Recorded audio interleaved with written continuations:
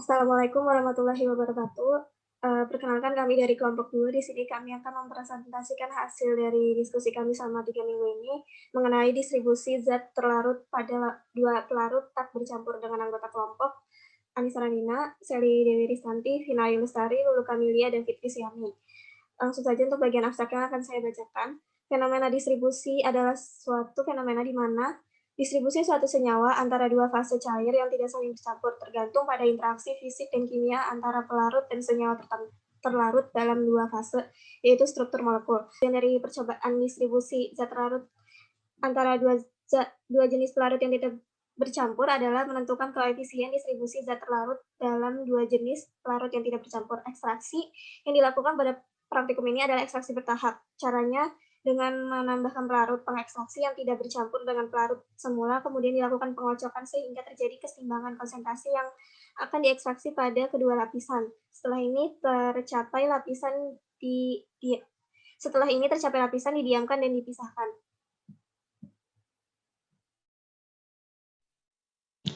Untuk pendahuluan, hukum distribusi atau partisi. Suatu zat yang dapat larut dalam dua zat pelarut yang tidak saling campur dan ketiga-tiganya ada bersama, maka zat tersebut akan terbagi ke dalam dua pelarut tersebut. Next, Miss.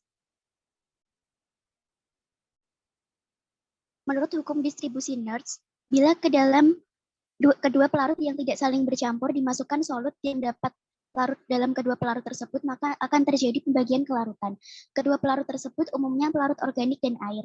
Rumus koefisien distribusi tersebut menunjukkan bahwa jika harga KD besar, larutan secara kuantitatif akan cenderung terdistribusi lebih banyak ke dalam pelarut organik. Sedangkan jika harga KD kecil, larutan secara kuantitatif akan cenderung terdistribusi lebih sedikit ke dalam pelarut organik. Selanjutnya yaitu metodologi.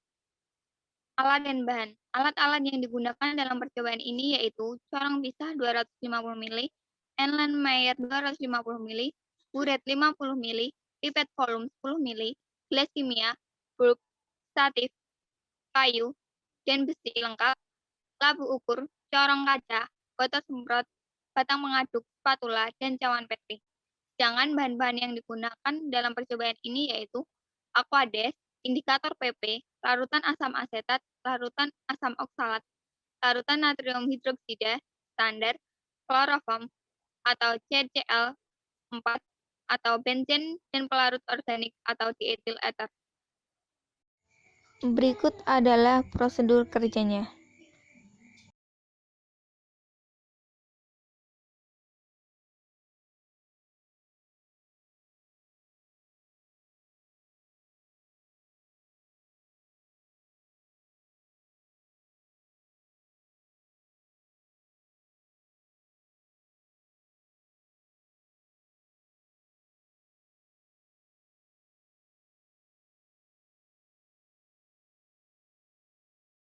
Selanjutnya adalah pembahasan. Nah, untuk percobaan distribusi zat terlarut antara dua jenis pelarut yang tidak bercampur ini bertujuan untuk menentukan koefisien distribusi zat terlarut dalam dua jenis pelarut yang tidak bercampur. Metode yang digunakan adalah metode pemisahan non-kontinu cair-cair yang berbeda polarisabilitas. Percobaan ini menggunakan prinsip hukum Nernst. Jika ke dalam suatu sistem dua fasa cair yang tidak saling bercampur dimasukkan solut yang tidak dapat larut dalam kedua pelarut tersebut, maka akan terjadi pembagian kelarutan karena perbedaan kepolaran dan menghasilkan dua lapisan berupa lapisan air di bawah dan lapisan ether di atas berdasarkan densitas yang dimiliki oleh kedua cairan. Kedua pelarut yang digunakan tersebut umumnya pelarut organik dan air. Metode penentuan koefisien distribusi asam asetat dilakukan dengan penentuan konsentrasi asam asetat baik yang ada dalam fase air maupun fase organik. Pelarut organik yang digunakan dalam percobaan ini adalah diethil ether. Percobaan ini diawali dengan menyiapkan larutan asam oksalat sebagai larutan standar primer untuk menstandarisasi larutan NaOH. Selanjutnya menitrasi larutan asam oksalat dengan larutan NaOH. Setelah itu adalah membuat larutan asam asetat.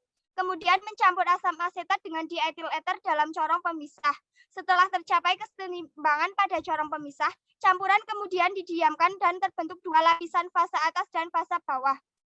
Pada pelarut ether asam asetat yang larut dalam air akan berada di lapisan bawah. Hal ini terjadi karena perbedaan berat jenis pelarut organik dengan berat jenis air. Setelah proses pemisahan lapisan, larutan berjalan dengan sempurna. Larutan pada fase bawah selanjutnya dititrasi dengan NaOH. Persamaan reaksi yang terjadi dapat dilihat pada tulisan ini dengan cara selanjutnya adalah menentukan koefisien distribusi dengan cara membandingkan konsentrasi asam asetat dalam fase organik dengan konsentrasi asam asetat dalam fase air. Perhitungan yang dilakukan didapatkan harga KD pada masing-masing variasi konsentrasi, yaitu pada percobaan pertama itu 0,578, 0,782, 0,233, 0,438, dan 0,226 molaritas dengan KD rata-rata adalah 0,452.